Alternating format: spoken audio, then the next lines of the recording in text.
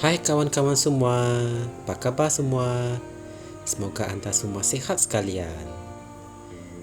Marilah kita mendengar firman pada hari ini, 26 Oktober, yang bertajuk Menderita Sakit Bersalin dalam Berdoa. Ayat pembukaan kita diambil dari kitab Galatia 4 ayat 19 yang berkata, Hai anak-anakku, kerana kamu aku menderita sakit bersalin lagi, sampai rupa Kristus menjadi nyata di dalam kamu. Amin. Dalam bab ketiga surat Paulus kepada orang Kristian di Galatia, dia menegur penolakan mereka terhadap mesej yang beriman. Mereka telah menolak mesej rahmat dalam Kristus itu dan mematuhi hukum Musa dengan harapan mereka dapat dibenarkan. Setelah mengetahui bahawa mereka telah menerima ajaran-ajaran dari guru-guru palsu, Paulus menegur mereka, Hai orang Galatia yang bodoh, siapakah yang telah memukau kamu sehingga tidak meyakini kebenaran? Dalam Galatia 3 ayat 1. Terdapat beberapa orang seperti itu di gereja pada hari ini. Mereka bermula dengan baik, tetapi kemudian mereka mendengar ajaran-ajaran yang salah dan menjadi sesat. Mereka menjadi orang yang suka berdebat, orang yang melawan, tidak teratur, kasar dan tidak terkawal di rumah Tuhan. Dan ada juga orang yang berhenti bersekutu dengan jemaat di gereja. Apabila kamu mempunyai saudara lelaki atau saudara perempuan di dalam Tuhan, atau seluruh keluarga yang tidak mematuhi kebenaran firman Tuhan, bersikap keras kepala dan berjalan bertentangan dengan arahan roh, semua itu adalah kerana roh kebodohan yang telah menguasai fikiran mereka. Oleh itu, sudah tiba waktunya untuk menderita sakit bersalin sekali lagi, sehingga Kristus dinyatakan di dalam mereka, seperti yang dilakukan oleh Rasul Paulus. Amin. Mengapa Paulus harus menderita sakit bersalin sekali lagi untuk orang Galatia? Dia telah menderita sakit bersalin sebelum ini, di mana mereka telah datang kepada Kristus. Dia bertekad untuk melakukannya sekali lagi sekarang kerana mereka telah menyimpang dari kebenaran. Penderitaan dalam sakit bersalin ini adalah doa syafaat yang membawa kepada keselamatan dan pembebasan bagi seseorang yang sesat atau menyimpang. Itulah apa yang kamu harus lakukan untuk orang sedemikian. Kamu berdoa berulang-ulang kali dalam doa syafaat dan puasa agar kehidupan Kristus memperoleh penguasaan di dalam diri mereka, dan mereka akan tunduk dan dibangunkan sepenuhnya dalam kebenaran dan keadilan Tuhan. Puji Tuhan. Kata-kata menderita sakit bersalin lagi sampai rupa Kristus menjadi nyata di dalam kamu menunjukkan bahawa kehidupan Kristus tidak dinyatakan di dalam diri mereka. Mereka telah menjadi orang duniawi yang hidup berdasarkan maklumat yang salah dan merosakkan iman mereka. Oleh itu, belajarlah untuk berdoa dengan bersungguh-sungguh di dalam roh untuk orang yang baru bertaubat dan untuk orang baru di gereja Kristus di seluruh dunia.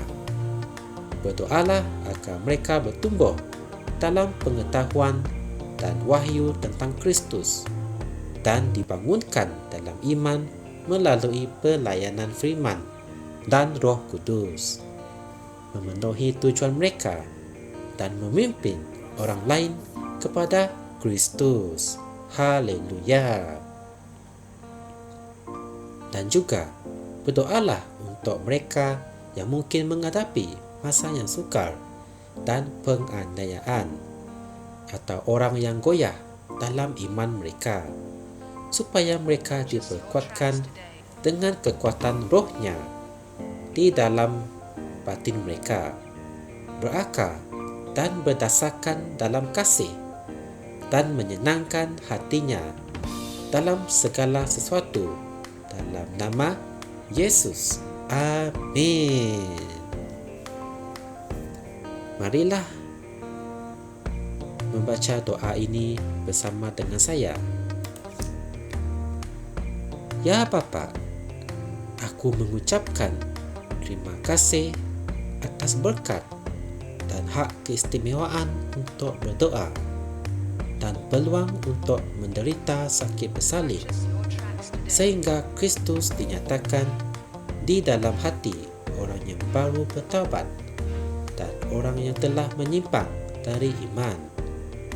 Malah sekarang aku berdoa untuk anak-anak-Mu, agar kebijaksanaan-Mu akan membimbing hati mereka dan menguasai fikiran mereka untuk menghasilkan kerja kebenaran untuk kerajaan, dan supaya mereka berakarkan dan berdasarkan di dalam kasih, menyenangkan Engkau dalam segala sesuatu, dalam nama Yesus. Amin. Sebagai renungan tambahan, Anda boleh merujuk kitab Efesus 3 ayat 14 hingga 17, Kolose 1 ayat 9 hingga 11. Puji Tuhan. Untuk mengetahui lebih lanjut mengenai firman ini, Anda boleh tekan like dan subscribe Rhapsody Reality Malaysia.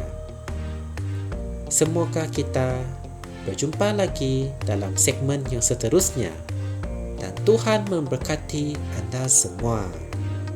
Amin. Kami percaya saudara-saudari semua telah diberkati dengan perkongsian firman dari Rhapsody Reality. Bagi sesiapa yang ingin menjadikan Yesus Kristus sebagai Tuhan dalam kehidupanmu, kamu boleh mengucapkan doa ini bersama dengan saya. Ya Tuhan Allah, aku mempercayai Yesus Kristus, Anak Allah yang hidup dengan sepenuh hatiku. Aku percaya Dia telah mati untukku, dan Allah telah membangkitkan Dia dari kematian. Aku percaya Dia hidup hari ini.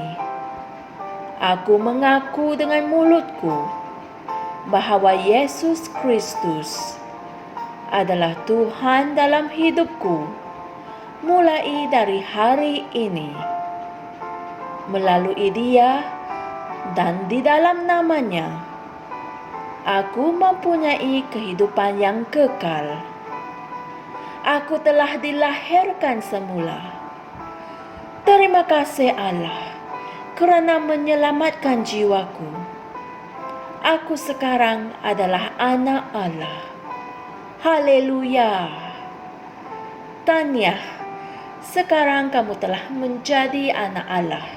Untuk apa-apa sebarang pertanyaan atau untuk mendapatkan lebih banyak maklumat mengenai bagaimana untuk bertumbuh sebagai seorang Kristian, anda semua boleh hantar mesej di akaun Facebook kami atau email kami di tni.msia@gmail.com.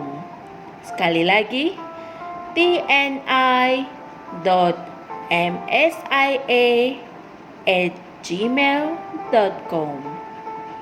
Tuhan berkati anda semua.